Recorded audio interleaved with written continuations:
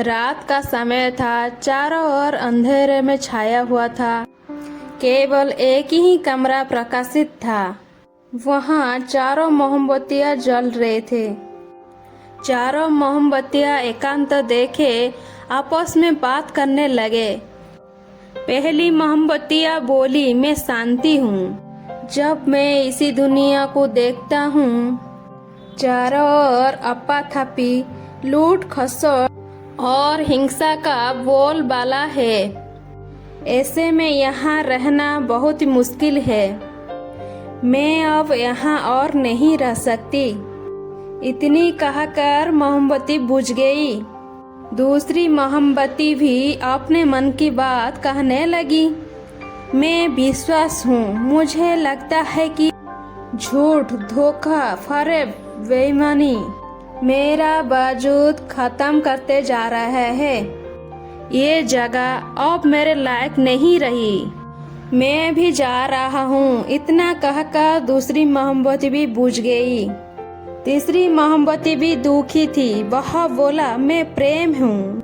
मैं हर किसी के लिए हर पल जल सकता हूँ, लेकिन अब किसी के पास मेरे लिए वक्त नहीं बचा।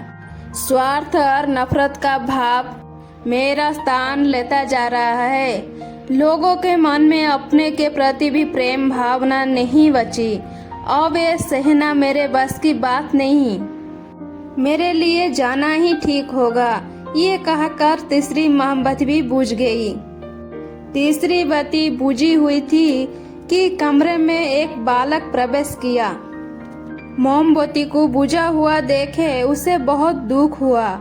उसकी आंखों में आंसू बहने लगा। दुखी मन से वो बोला, इसी तरह बीच में ही मेरे जीवन में अंधेरा कर कैसे जा सकती हो? तुम्हें तो अंत तक पूरा जलना था, लेकिन तुमने मेरा साथ छोड़ दिया। अब मैं क्या करूं?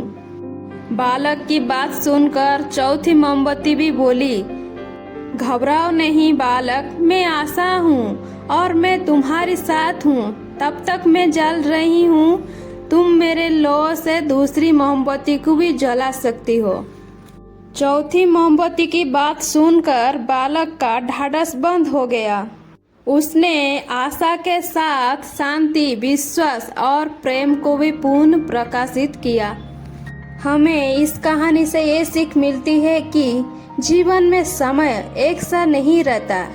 कभी उजाला रहता है तो कभी अंधेरा। जब जीवन में अंधकार आए, मन अशांत हो जाए, विश्वास डगमगाने लगे और दुनिया पराई लगने लगे, तब आशा का दीपक जला लेना। जब तक आशा का दीपक जलता रहेगा, जीवन में कभी अंधेरा नहीं होगा। आशा का बल पर जीवन में सब कुछ पा जा सकता है। इसीलिए आशा का साथ कभी ना छोड़ें।